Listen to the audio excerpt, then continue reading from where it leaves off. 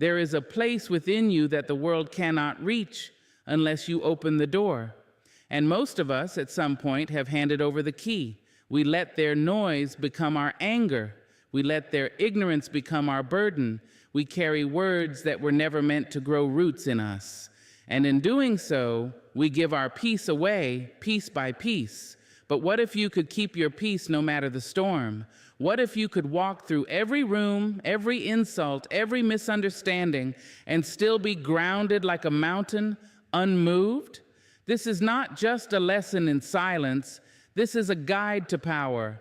Not the kind that yells, but the kind that knows. Watch this through, and I promise, by the end, you'll no longer react, you'll rise. They walk into your life carrying things they've never named: shame, resentment, fear, hunger for validation, wounds left open for decades. But instead of tending to them, instead of healing, they project.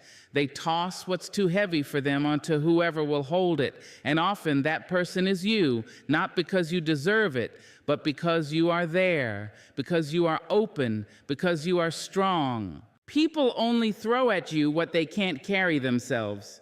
When someone speaks to you with unnecessary sharpness, when their words are more blade than bridge, pause before you absorb it. Ask yourself, is this truly about me? Or is this a reflection of something they haven't resolved inside themselves? It's easier to point a finger than to look in a mirror. It's easier to offload pain than to process it. So they project the bitterness in their tone, the coldness in their silence, the sarcasm in their praise. It's the language of someone who is overwhelmed by their own inner weight. You become the container they try to pour themselves into, but you must learn not to absorb what was never meant to be yours. Their anger, likely not about you. Their judgment, rooted in their own insecurity. Their rejection, often a mirror of their own self-worth. And still, if you're not careful, you'll take it personally. You'll make their wounds your reflection. You'll twist yourself trying to earn grace from someone who hasn't even given it to themselves. You'll shrink your light, lower your voice, soften your boundaries, all in the name of avoiding the stones they're throwing. But those stones were never meant for you. They're carrying too much. And the heavier it gets, the harder they throw. Not because they hate you, sometimes quite the opposite. Sometimes they see in you the peace they've never known, the confidence they've buried, the self-love they were told they didn't deserve, and that sight unsettles them because you make it look easy, holding yourself with grace, walking without apology. So they test you. They say things they hope will crack your calm. They poke and prod, waiting for you to lose the composure they've never been able to find.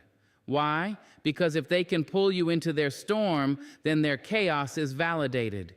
If even you, with all your strength, can be shaken, then they're not so broken after all. Don't fall for it. Their load is not yours to lift. You didn't cause it, you can't cure it. And carrying it won't save them, it will only bury you. This doesn't mean you stop being compassionate. It means you stop confusing compassion with self-sacrifice. It means you learn to say, I see your pain, but I will not become it. It means you allow people to sit in the discomfort of their own reflection without rushing to make it easier for them by dimming your truth. You will meet people who lash out instead of look within, who shame instead of share, who tear down instead of talk. It is not your job to catch every blow. It is not your responsibility to defend your worth every time someone else forgets theirs. You are not a dumping ground for unhealed emotion. Let them throw. Let them spill. Let them speak from places that don't even belong to the present moment. But you, stay grounded. Don't rise to meet the storm. Stay seated in your stillness. Because the moment you react, the moment you take their projection personally, you've handed them the power. You've told their wound it can control your peace. And you've let their story become a stain on your spirit. Choose better. Not for them, for you. Not everything thrown at you is meant to be caught. Sometimes the highest act of grace is to let it fall, to say nothing, to move forward, to refuse to carry what does not belong in your hands. It's not cold, it's not cruel, it's clarity. And clarity will always serve you better than reaction, because people will throw. But your peace is not their playground, and your soul is not their storage space. Protect it, guard it, treat it as sacred. And remember, what they throw says more about what's breaking inside them than it ever will about you. They'll come knocking with raised voices and sharpened words, wrapped in urgency and ego. They'll send you invitations to chaos disguised as conversations. And some will even swear it's love, say it's connection, say it's necessary. But listen closely. You are not required to attend every argument you're invited to. You are not required to enter every room that reeks of control or step onto every battlefield someone drags into your peace. Just because someone wants a fight doesn't mean you need to lace up your gloves. There is power in choosing silence, not the kind that retreats in fear, but the kind that rises in wisdom. There's power in saying nothing when they want you loud, in walking away when they want you wrecked, in staying calm when they want you to crack. Most arguments are not about truth. They are about dominance, about distraction, about someone needing to feel like they've won something, even if all they win is your frustration. And many people don't seek understanding. They seek validation for their pain, for their opinions, for their unchecked emotions. They want an opponent, not a partner. They want a reaction, not resolution. That's the trap. They want to pull you into their storm so they don't have to sit in it alone. But your peace is not a gift you owe to anyone who refuses to find their own. There's nothing noble in exhausting yourself to make someone else feel right. There's no prize for who gets the last word. You don't get a medal for staying in rooms that strip you of your joy. You have every right to leave when the tone turns from truth to manipulation. You have every right to say, this conversation no longer serves either of us.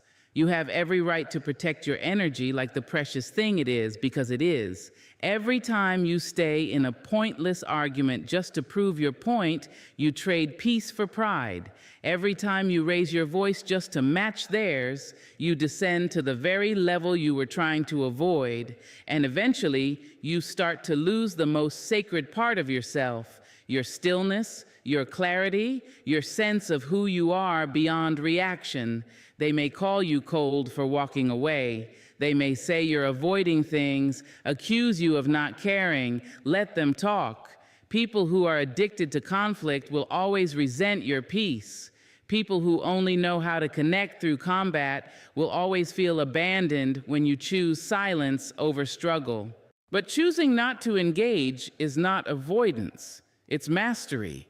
It's refusing to be reduced. It's knowing that not every fire is meant to be fought. Some are meant to burn out on their own while you walk away untouched. There are people who will try to bait you every time they feel out of control. Their questions aren't questions, they're traps. Their tone isn't curious, it's combative. You owe them nothing. Not your time, not your explanation, not your calm. Especially not your calm. Because not everything deserves a reply. And not every voice that reaches you deserves your ear. It takes strength to stand up and speak, yes. But it takes a different kind of strength to remain still and centered while others spin around you. That's the kind of strength that doesn't break, doesn't bend, and doesn't get dragged into mud every time someone else forgets how to stand. If you argue with a fool, someone watching may not know the difference. If you argue with someone determined not to listen, you've already lost. You cannot teach someone to understand you by screaming louder. And no one has ever been healed by humiliation. So stop entering wars just because you're invited. Let them battle their shadows without recruiting you. Let them throw their words into an empty hallway. You are not their echo. You are not their sparring partner. You are not here to make their anger feel justified. You're here to protect your light, And sometimes the greatest proof of power isn't in what you say, it's in what you no longer feel the need to say. It's in choosing silence, not because you're weak, but because you've grown. Some battles are won by walking away, not swinging back. Some arguments are lost the moment you enter them. And some peace is preserved by simply remembering you do not need to attend every argument you're invited to. Some invitations are best left unopened. It happens so fast, a word, a tone, a glance, and suddenly your chest tightens, your pulse speeds up, and your mind begins to race. You feel it rising, the heat in your throat, the storm in your belly, the sharp edge of emotion that demands to be released. That is the moment, right there, that single breath between peace and reaction, that single second before your spirit snaps like a dry branch under weight. That is the moment you must choose to breathe. Not because breathing solves everything, not because a breath will make the problem disappear, but because it gives you back your power before you give it away. We are not taught to pause. We are taught to fire back, to defend, to retaliate, to protect our name, our pride, our space. But what if protection doesn't always look like reaction? What if true power is knowing how to hold yourself steady in the face of provocation? What if the greatest strength you could ever learn is the ability to breathe before you break? That breath, that sacred pause, is your anchor in a world that's constantly trying to pull you out of yourself. It's the space where wisdom whispers, even when emotion screams. It's the difference between regretting what you said and being proud of what you chose not to say. We live in a world addicted to speed. Arguments erupt faster than clarity can form. Decisions are demanded in real time. And in that rush, we say things we can't take back. We make choices we wish we could erase. We burn bridges in the name of urgency. But most fires don't start from hate. They start from heat. And heat can be cooled if only we remember to breathe. When someone insults you, you want to strike. When someone dismisses you, you want to be loud. When someone pushes your buttons, you want to push back. That is the natural reflex. But breath teaches you that you are not just a reflex, you are a response. And there's a difference. A reflex is automatic, it's emotional, it's raw, but a response is mindful, it's intentional, it's grounded. The breath is what transforms one into the other. The breath is where your soul reminds your ego that it doesn't have to defend everything. Breathe before you reply to that message. Breathe before you raise your voice. Breathe before you throw back the pain they handed you. Because sometimes what you're about to say isn't your truth, it's your wound. Sometimes the sharpness in your tone is just the echo of an old hurt being poked. Sometimes the rage you feel isn't even from that moment. It's the accumulation of years you never let yourself process. But the breath knows, the breath reminds you, you are not in danger, you are in discomfort, and those are not the same. You have been taught to react because that's what the world models, but you can unlearn that. You can teach yourself to pause. You can teach your body that not every emotional spike is a call to war. You can teach your mind that not every disrespect needs to be returned. You can teach your soul to stay rooted even when everything around you shakes. This is not weakness. This is mastery. To know when to speak and when to hold. To know when to defend and when to release. To know when the cost of reaction is too high for the peace you've been trying so hard to protect. Breathe before you break, because you are not here to be shattered by life's chaos. You are here to move through it with grace, and know it won't always be easy. Sometimes you will forget, you will yell, you will respond from the fire instead of the quiet. You will wish you'd breathed instead of broken, but every breath is a new beginning. Every pause is a practice. Every moment is another chance to choose differently. So when you feel it rise, the anger, the sadness, the hurt, don't run from it. Meet it, greet it, Let it come to the surface, but don't let it spill. Breathe into it. Hold yourself the way no one else ever taught you to be held. Strong, soft, aware. Because when you can breathe through the moment that once broke you, you become unshakable. Not because you don't feel, but because you finally know how to feel without falling apart. There is a quiet kind of wisdom that lives in restraint. It is not flashy. It doesn't need to raise its voice. It doesn't stomp or scream or storm out of the room. It simply knows. It knows that not everything deserves your energy. Not every look, not every comment, not every opinion flung your way needs to be caught, dissected, or responded to, especially when the cost is your peace. Peace is not something the world will hand you wrapped in ribbons. You earn it by choice. You keep it by discipline. And the most disciplined thing you will ever do is not react when you are expected to. The world will throw bait at you daily. Words meant to provoke, questions meant to challenge, moments crafted to unhinge you. And if you're not careful, you will spend your whole life flinching at shadows, proving yourself to people who already decided not to understand you, and trading your stillness for temporary victories that leave you feeling hollow. There's a difference between hearing something and having to respond to it. You may hear gossip, lies, criticisms, or projections, but just because it enters your ears doesn't mean it needs to exit your mouth. Not everything is worthy of your voice. Not every comment requires a defense. And not every person has earned a seat close enough to shake you. You don't have to be available to every energy that wants access to you. Some people speak from pain, not from truth. Some people confront not to understand, but to control. And if you react every time you're provoked, you hand them the keys to your peace willingly. You say, "Here, take it. Take my calm, take my joy, take my self-respect," just because you had the audacity to challenge me. But why? Why give them so much for so little? What if your silence was not weakness, but strength?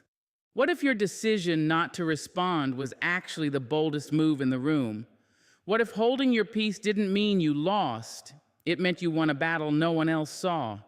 They may call you cold. They may say you're disconnected. But those who confuse peace with passivity don't know the war it takes to maintain it. They don't see the 1,000 battles you've already fought just to get to a place where you can choose peace over pettiness, where you can walk away without the need to explain, where you can hear your name twisted and still sleep soundly at night. That is not numbness. That is mastery. Reaction is easy. Reaction is automatic, but response, or the decision not to respond, that's intentional. That's maturity. That's self-possession. That's knowing who you are so deeply, no one else's version of you can shake it. Not everyone who disagrees with you deserves your clarification. Not everyone who mocks you deserves your retaliation. Not everyone who misunderstands you deserves your correction. Sometimes the most radical act of self-care is choosing not to let that message ruin your day. Choosing not to let that driver on the road steal your mood, choosing not to carry someone else's misery as your own just because they tried to dump it on your doorstep. Let them feel what they feel. Let them say what they say. You don't have to pick up what they dropped. You don't have to react to everything that is beneath your spirit. Guard your peace like the treasure it is. People will come and go with storms inside them. Don't let them set up camp in your soul. Don't let them rearrange the furniture of your mind. Let them pass, like weather, like waves, like noise you no longer need to tune into. You are not obligated to be dragged into a drama just because it's directed at you. You don't have to raise your voice to prove you're not small. You don't have to respond to disrespect with the same energy. You are allowed to choose grace, not because they deserve it, but because you do. You deserve to go to bed without rehearsing comebacks. You deserve mornings unburdened by yesterday's arguments. You deserve to live untouched by the chaos others try to hand you. Not everything deserves a reaction. especially not your peace, because peace is not a passive state. It is a fiercely protected place. And when you learn that, truly learn that, you become untouchable, not because the world stops trying, but because you no longer let it in. The sting of insult is sharp. It lands fast, often when you're unguarded. A word, a tone, a look, meant to belittle, to provoke, to cut. And the human instinct is to fight back, to defend the wound, to restore dignity with equal force. But the truth is, most insults do not need to be met with retaliation. They need to be met with compassion. Not for their sake, for yours.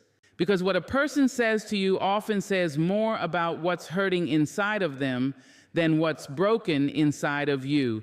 Insults are usually born from lack, a lack of peace, a lack of self-worth, a lack of clarity. A soul full of self-respect doesn't insult. A person secure in themselves doesn't aim to dim others. When someone lashes out at you, they're not showing you their power. They're showing you their pain. And if you can see it that way, really see it, you won't take the insult personally. You'll see it as a confession, a flare from a heart struggling to stay afloat. Compassion doesn't mean you excuse the disrespect. It means you rise above the need to match it. You understand that pain often dresses itself up in pride and criticism. And instead of dancing with the hurt, you choose to stand still in grace. When someone calls you a name, questions your worth, ridicules your choices, pause. Look at them not with judgment, but with curiosity. What must they be carrying? What kind of day or life must they be living to throw that kind of darkness at another? Compassion is not softness. It is not naivety. It is strength. It takes far more courage to hold your center when attacked than to snap back. It takes discipline to respond with empathy instead of ego. People insult for many reasons: to distract from their own flaws, to feel powerful, to gain attention, to protect their fragile identity. But rarely, if ever, is it truly about you. And when you see through that lens, you take back control. You become the one who chooses the tone, not just receives it. Let them be angry. Let them try to stir the pot. You don't need to drink the bitterness they're offering. Let their words fall to the ground like dry leaves. Let them pile up without ever touching your spirit. That's what compassion gives you, immunity, not to pain, but to reaction. It gives you the ability to look a person in the eye and say, without speaking, I see your suffering, and I won't add to it. You can set a boundary without building a wall. You can walk away without storming off. You can be firm without being cruel. That is what compassion looks like in action. When you practice compassion in the face of insult, you take the oxygen out of the fire. You refuse to fuel their chaos. You deny their drama a stage, and slowly something shifts in you. You start to detach from the need to be understood, the hunger to be right, the impulse to prove your value. You start to realize your value has never lived in someone else's mouth. Compassion teaches you that dignity doesn't always shout. Sometimes it whispers. Sometimes it says nothing at all. Sometimes it simply smiles and steps aside. And yes, you will be misunderstood. People will say you're weak. They'll say you let them get away with it. But let them say what they will. You're not here to manage their opinion. You're here to manage your own integrity. There is a deep, unshakable peace that comes when you no longer let other people's unkindness dictate your character. When you can see them not as enemies, but as human. Flawed, wounded, reacting out of their own trauma, trying to find control in a world that often feels like chaos. That doesn't mean you tolerate abuse. That doesn't mean you ignore toxic patterns. But it does mean you meet them with clarity, not combat. It means you say, I will not fight you because I see you're already at war inside.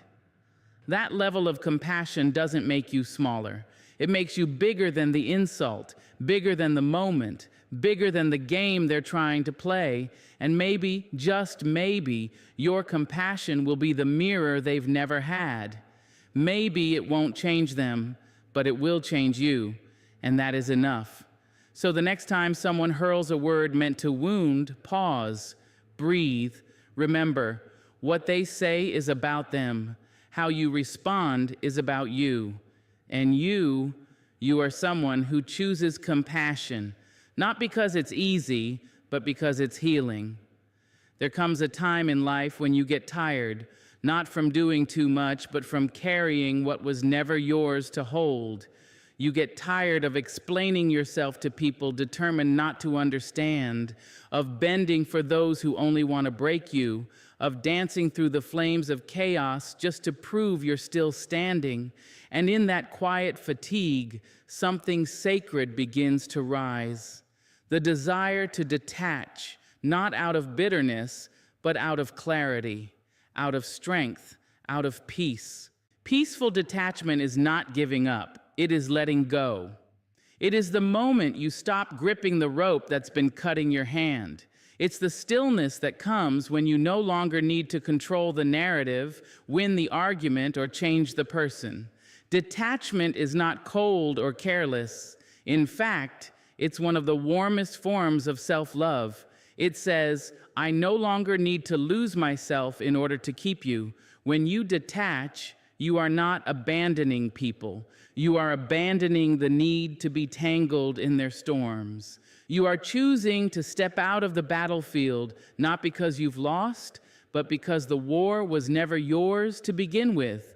You are reclaiming your mind, your time, your emotional oxygen, because not every fire deserves your fuel. Not every situation requires your presence. We are conditioned to believe that caring means clinging, that love means holding on no matter the cost.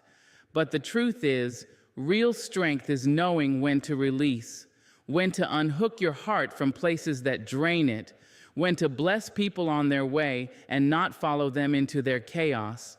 That is detachment, not apathy, but discernment, not distance, but dignity. When you reach the level of peaceful detachment, you begin to move differently.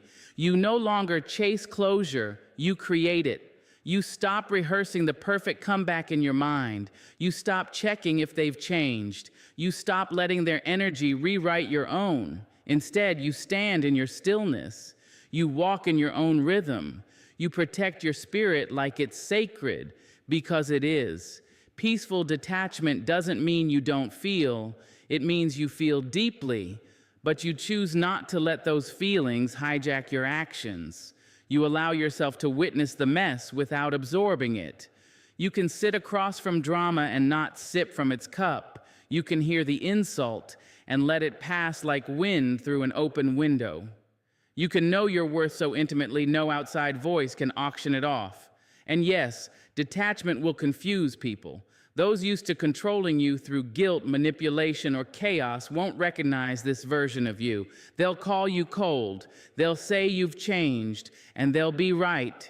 You have changed. You've stopped leaking your peace into every open wound around you. You've stopped bleeding for those who never offered a bandage. You've chosen serenity over survival. Peaceful detachment gives you back your power, and not the kind that dominates, but the kind that liberates.